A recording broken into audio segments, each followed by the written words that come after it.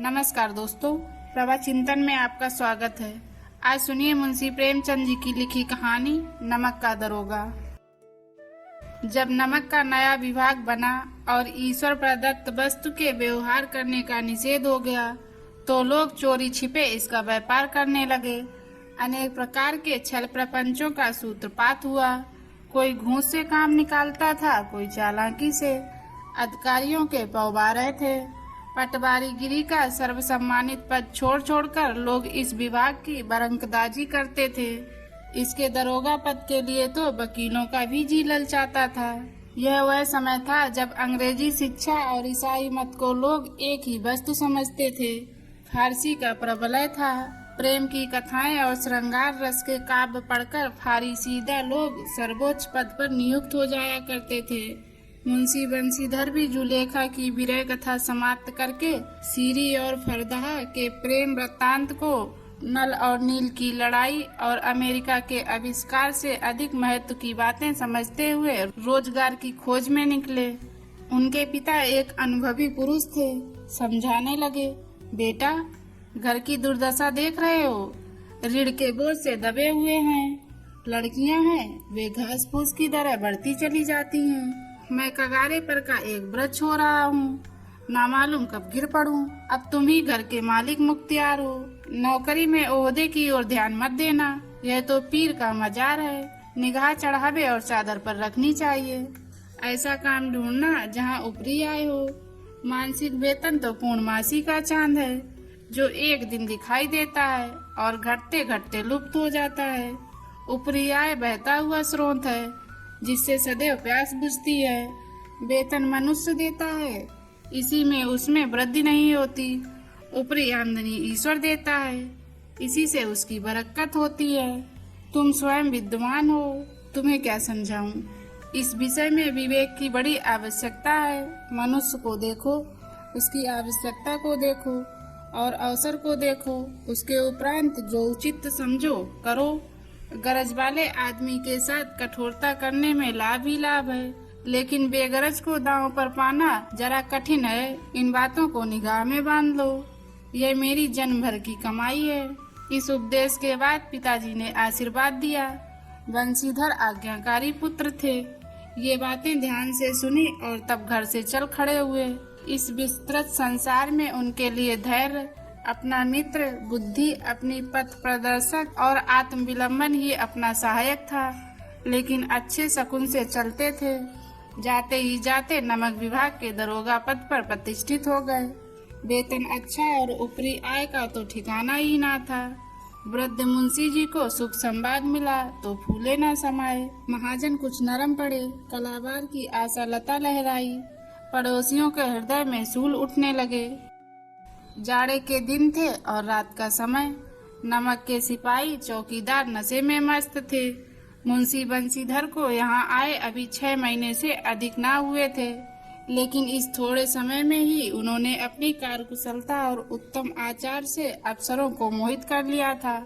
अफसर लोग उन पर बहुत विश्वास करने लगे। नमक के दफ्तर से 1 मील पूर्व की ओर जमुना नदी बहती थी। उस पर नावों का एक पुल बना हुआ था। दरोगा जी किवाड़ बंद किए मीठी नींद सो रहे थे। अचानक आँख खुली तो नदी के प्रवाह की जगह गाड़ियों की गड़गड़ाहट और मल्लाहों का कोलाहल सुनाई दिया। उठ बैठे। इतनी रात गए, गाड़ियां नदी के पार जाती हैं, अवश्य कुछ न कुछ गोलमाल है। तर्क ने भ्रम को पुष्ट किया। वर्दी पहनी, तमंचा जेब में रखा और बात ही बात में घोड़ा बढ़ाए हुए पुल पर आ पहुँचे। गाड़ियों की एक लंबी कतार पुल के पार जाती देखी। डांट कर पूछा, किसकी गाड़ियां हैं? थोड़ी देर तक सन्नाटा रहा। आदमियों में कुछ कानाफूसी हुई। तब आगे वाले ने कहा, पंडित अलोपीदीन की। कौन पंडित अलोपीदीन? दातागंज के। मुंशी बंशीधर चौंके। पंडित अलोपीदीन इस इलाके के सबसे प्रतिष्ठित जमींदार थे। लाखों रुपए का लेन देन करते थे। इधर छोटे से बड़े कौन ऐसे थे जो उनके ऋणी ना हो। व्यापार भी बड़ा लंबा चौड़ा था। चलते पुर्जे आदमी थे। अंग्रेज अफसर उनके इलाके में शिकार खेलने आते और उनके मेहमान होते। 12 मास सदाव्रत चलता था। मुंशी ने पूछा, गाड़ियां कहाँ जाएंगी? उत्तर मिला, कानपुर। लेकिन इस प्रश्न पर कि इसमें क्या है, सन्नाटा छा गया। दरोगा साहब का संदेह और भी बढ़ा। कुछ देर उत्तर की बात देखकर वह जोर से बोले, क्या तुम सब गूंगे हो गए हो? हम पूछते हैं इसमें क्या लदा है। जब इस बार भी कोई उत्तर न मिला तो उन्होंने घोड़े को गाड़ी से मिलाकर बोरे को टटोला। भ्रम दूर हो गया, यह नमक के ढेले थे। पंडित अलोपीदीन अपने सजीले रथ पर सवार कुछ सोते कुछ जागते चले आते थे। अचानक कई गाड़ी वालों ने घबराए हुए आकर जगाया और बोले, महाराज, दरोगा ने गाड़ियां रोक दी हैं और घाट पर खड़े आपको बुलाते हैं। पंडित अलोपीदीन का लक्ष्मी जी पर अखंड विश्वास था। वह कहा करते थे कि संसार का तो कहना ही क्या, स्वर्ग में भी लक्ष्मी का ही राज है। उनका यह कहना यथार्थ ही था। न्याय और नीति सब लक्ष्मी के ही खिलौने हैं। इन्हें वह जैसे चाहती हैं नचाती हैं। लेटे ही लेटे गर्व से बोले, चलो हम आते हैं। यह कहकर पंडित जी ने बड़ी निश्चिंतता से पान की बीड़े लगाकर खाए। फिर लिहाफ ओढ़े हुए दरोगा के पास आकर बोले, बाबूजी, आशीर्वाद कहिए, हमसे ऐसा कौन सा अपराध हुआ कि गाड़ियां रोक दी गईं? हम ब्राह्मणों पर तो आपकी कृपा दृष्टि रहनी चाहिए। बंसीधर रुखाई से बोले, सरकारी हुक्म। पंडित अलोपीदीन ने हंसकर कहा, हम सरकारी हुक्म को नहीं जानते और न सरकार को। हमारे सरकार तो आप ही हैं। हमारा और आपका तो घर का मामला है। हम कभी आपसे बाहर हो सकते हैं? आपने व्यर्थ का कष्ट उठाया। यह हो नहीं सकता कि इधर से जाएं और इस घाट के देवता को भेंट न चढ़ावें। मैं तो आपकी सेवा में स्वयं ही आ रहा था। बंसीधर पर ऐश्वर्य की मोहिनी बंसी का कुछ प्रभाव न पड़ा। ईमानदारी की नई उमंग थी। कड़क कर बोले, हम उन नमक हरामों में नहीं हैं जो कौड़ियों पर अपना ईमान बेचते फिरते हैं। आप इस समय हिरासत में हैं। आपको कायदे के अनुसार चालान होगा। बस मुझे अधिक बातों की फुर्सत नहीं है। जमादार बदलू सिंह, तुम इन्हें हिरासत में ले चलो, मैं हुक्म देता हूँ। पंडित अलोपीदीन स्तब्ध हो गए। गाड़ी वानों में हलचल मच गई। पंडित जी के जीवन में कदाचित यह पहला ही अवसर था कि पंडित जी को ऐसी कठोर बातें सुननी पड़ी। बदलू सिंह आगे बढ़ा, किंतु रोब के मारे एहसास न हुआ कि उनका हाथ पकड़ सके। पंडित जी ने धर्म को धन का ऐसा निरादर करते कभी न देखा था। विचार किया कि यह अभी उद्दंड लड़का है, मोहमाया के जाल में अभी नहीं पड़ा, अल्लड़ है, झिझकता है। बहुत दीन भाव से बोले, बाबू साहब, ऐसा ना कीजिए, हम मिट जाएंगे, इज्जत धूल में मिल जाएगी। हमारा अपमान करने से आपके हाथ क्या आएगा? हम किसी तरह आपसे बाहर थोड़ी ही हैं। बंसीधर ने कठोर स्वर में कहा, हम ऐसी बातें नहीं सुनना चाहते। अलोपीदीन ने जिस सहारे को चट्टान समझ रखा था वह पैरों के नीचे खिसकता हुआ मालूम हुआ। स्वाभिमान और धन ऐश्वर्य की कड़ी चोट लगी, किंतु अभी तक धन की संख्या की शक्ति का पूरा भरोसा था। अपने मुख्तियार से बोले, लाला जी, 1000 के नोट बाबू साहब को भेंट करो। आप इस समय भूखे सिंह हो रहे हैं। बंसीधर ने गर्म होकर कहा, 1000 नहीं, 1,00,000 भी मुझे सच्चे मार्ग से नहीं हटा सकते। धर्म की इस बुद्धिहीन दृढ़ता और देव दुर्लभ त्याग पर मन बहुत झुंझलाया। अब दोनों शक्तियों में संग्राम होने लगा। धन ने उछल उछल कर आक्रमण करने शुरू किए। 1 से 5, 5 से 10, 10 से 15 और 15 से 20,000 तक नौबत पहुंची। किंतु धर्म अलौकिक वीरता के साथ बहुसंख्यक सेना के सम्मुख अकेला पर्वत की भांति अटल अविचलित खड़ा था। अलोपीदीन निराश होकर बोले, अब इससे अधिक मेरा साहस नहीं, आगे आपको अधिकार है। बंसीधर ने अपने जमादार को ललकारा। बदलू सिंह मन में दरोगा जी को गालियां देता हुआ पंडित अलोपीदीन की ओर बढ़ा। पंडित जी घबराकर 2-3 कदम पीछे हट गए। अत्यंत दीनता से बोले, बाबू साहब, ईश्वर के लिए मुझ पर दया कीजिए। मैं 25,000 पर निपटारा करने को तैयार हूँ। असंभव बात है। 30,000 पर किसी तरह भी संभव नहीं। क्या 40,000 पर भी नहीं? 40,000 नहीं, 40 लाख पर भी असंभव है। बदलू सिंह, इस आदमी को हिरासत में ले लो। अब मैं एक शब्द भी नहीं सुनना चाहता। धर्म ने धन को पैरों तले कुचल डाला। अलोपी दिन ने एक हष्ट-पुष्ट मनुष्य को हथकड़ियों के लिए अपनी तरफ आते देखा। चारों ओर निराश और कतार दृष्टि से देखने लगे। इसके बाद मूर्छित होकर गिर पड़े। दुनिया सोती थी पर दुनिया की जीभ जागती थी। सवेरे देखिए तो बालक वृद्ध सबके मुंह से यही बात सुनाई देती थी। जिसे देखिए वही पंडित जी के इस व्यवहार पर टीका टिप्पणी कर रहा था। निंदा की बौछारें हो रही थी। मानो संसार से अब पापी का पाप कट गया। पानी को दूध के नाम से बेचने वाला ग्वाला, कल्पित रोज नामचे भरने वाले अधिकारी वर्ग, रेल में बिना टिकट सफर करने वाले बाबू लोग, जाली दस्तावेज बनाने वाले सेठ और साहकर, यह सब के सब देवताओं की भांति गर्दन चला रहे थे। जब दूसरे दिन पंडित अलोपी दिन अभियुक्त होकर कांस्टेबलों के साथ हाथों में हथकड़ियां, हृदय में ग्लानि और क्षोभ भरे लज्जा से गर्दन झुकाए अदालत की तरफ चले तो सारे शहर में हलचल मच गई। मेलों में कदाचित आंखें इतनी व्यग्र न होती होंगी।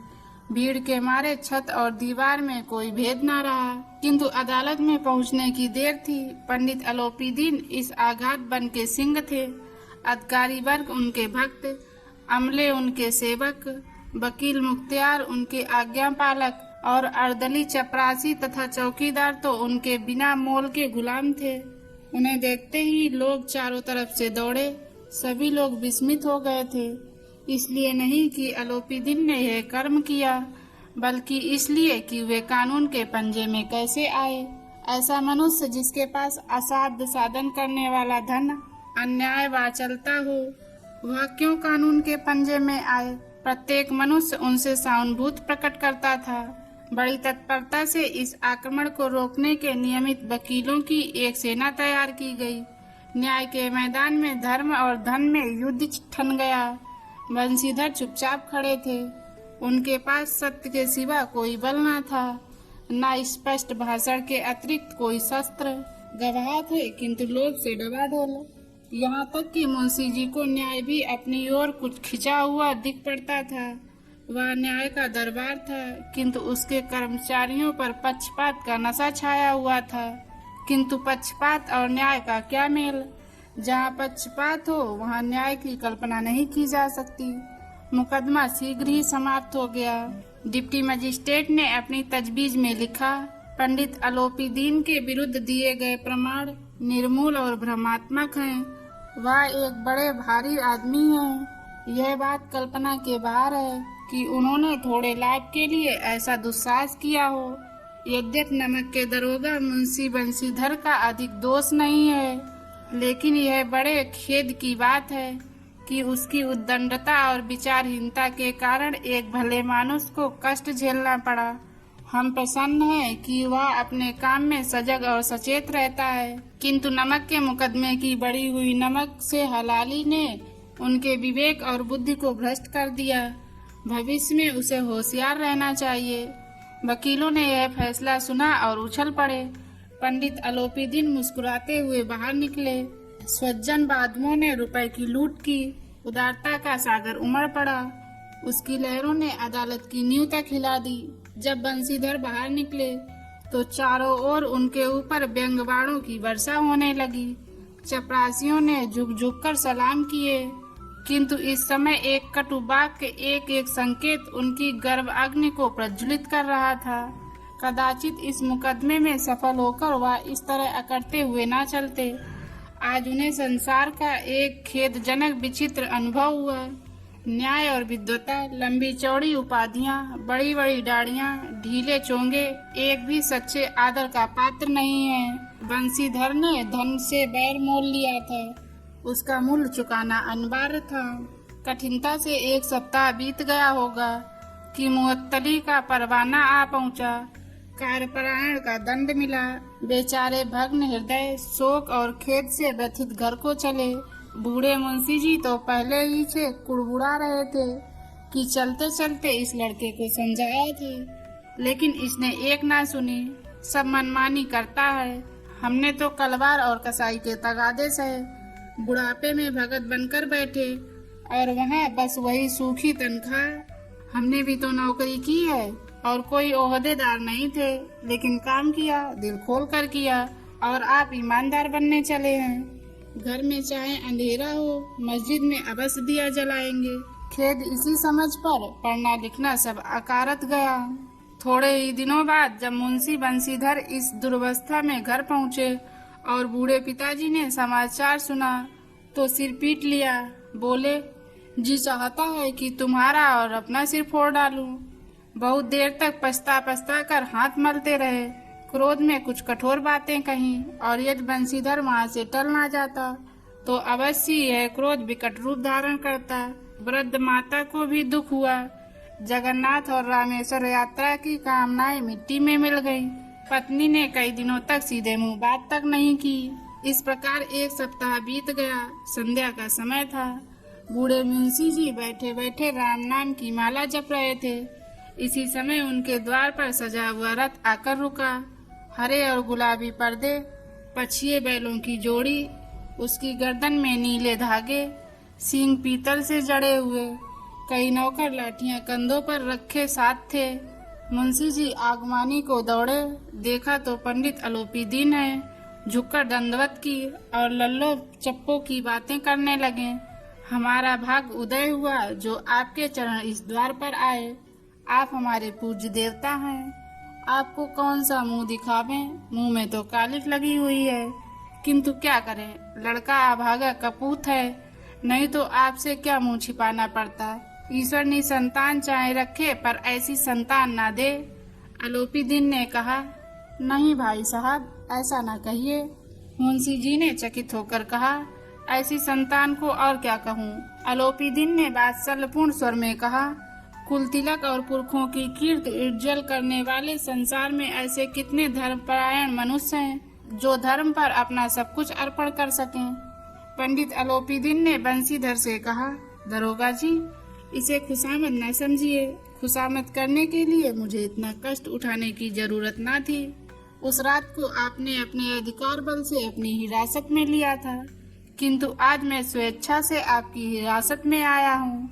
मैंने हजारों रईस और अमीर देखे, हजारों उच्च पदाधिकारियों से काम पड़ा, किंतु परास्त किया तो आपने। मैंने सबको अपना और अपने धन का गुलाम बनाकर छोड़ दिया। मुझे आज्ञा दीजिए कि आपसे कुछ विनय करूं। बंसीधर ने अलोपीदीन को आते देखा तो उठकर सत्कार किया, किंतु स्वाभिमान सहित। समझ गए कि यह महाशय मुझे लज्जित करने और जलाने आए हैं। क्षमा प्रार्थना की चेष्टा नहीं की, वरन उन्हें अपने पिता की यह ठाकुर सुहाती की बात असहनीय और प्रतीत हुई। पर पंडित जी की बातें सुनी तो मन की मैल मिट गई। पंडित जी की ओर उड़ती हुई दृष्टि से देखा, सद्भाव झलक रहा था। गर्व ने अब लज्जा के सामने सिर झुका दिया। शर्माते हुए बोले, यह आपकी उदारता है जो ऐसा कहते हैं। मुझसे जो कुछ अभिनय हुई उसे क्षमा कीजिए। मैं धर्म की बेड़ी में जकड़ा हुआ था, नहीं तो वैसे मैं आपका दास हूँ। जो आज्ञा होगी वह मेरे सिर माथे पर। अलोपीदीन ने विनीत भाव से कहा, नदी तट पर आपने मेरी प्रार्थना नहीं स्वीकार की थी, किंतु आज स्वीकार करनी पड़ेगी। बंसीधर बोले, मैं किस योग्य हूँ, किंतु जो कुछ सेवा मुझसे हो सकती है उसमें त्रुटि न होगी। अलोपीदीन ने एक स्टाम्प लगा हुआ पत्र निकाला और उसे बंसीधर के सामने रखकर बोले, इस पद को स्वीकार कीजिए और अपने हस्ताक्षर कर दीजिए। मैं ब्राह्मण हूँ, जब तक यह सवाल पूरा ना कीजिएगा द्वार से ना हटूंगा। मुंशी बंसीधर ने उस कागज को पढ़ा तो कृतज्ञता से आंखों में आंसू भर आए। पंडित अलोपीदीन ने उनको अपनी सारी जायदाद का स्थायी मैनेजर नियुक्त किया था। 6000 वार्षिक वेतन के अतिरिक्त रोजाना खर्च अलग, सवारी के लिए घोड़ा, रहने को बंगला, नौकर चाकर मुक्त। कंपित स्वर में बोले, पंडित जी, मुझ में इतनी सामर्थ्य नहीं है कि आपकी उदारता की प्रशंसा कर सकूं, किंतु ऐसे उच्च पद के योग्य नहीं हूँ। अलोपीदीन हंसकर बोले, मुझे इस समय एक अयोग्य मनुष्य की ही जरूरत है। बंसीधर ने गंभीर भाव से कहा, यूँ मैं आपका दास हूँ। आप जैसे कीर्तिवान सज्जन पुरुष की सेवा करना मेरे लिए सौभाग्य की बात है, किंतु मुझ में ना विद्या है, ना बुद्धि, ना वह स्वभाव, जो इन त्रुटियों की पूर्ति कर देता है। ऐसे महान कार्य के लिए एक बड़े मर्मज्ञ अनुभवी मनुष्य की जरूरत है। अलोपीदीन ने कलमदान से कलम निकाली और उसे बंसीधर के हाथ में देकर बोले, ना मुझे विद्वता की चाह है, ना अनुभव की, ना मर्मज्ञता की, ना कुशलता की। इन गुणों के महत्व को खूब पा चुका हूँ। अब सौभाग्य और सुअवसर ने मुझे वह मोती दे दिया जिसके सामने योग्यता और विद्वता की चमक फीकी पड़ जाती है। यह कलम लीजिए, अधिक सोच विचार न कीजिए, दस्तखत कर दीजिए। परमात्मा से यह प्रार्थना है कि वह आपको सदैव वही नदी के किनारे वाला बेमुरत, उद्दंड, कठोर परंतु धर्मनिष्ठ दरोगा बनाए रखें। बंसीधर की आंखें डबडबा आईं। हृदय में संकुचित पात्र में इतना एहसान न समा सका। एक बार फिर पंडित जी की ओर भक्ति और श्रद्धा की दृष्टि से देखा और कांपते हुए हाथ से मैनेजरी के कागज पर हस्ताक्षर कर दिए। अलोपीदीन ने प्रफुल्लित होकर उन्हें गले लगा लिया।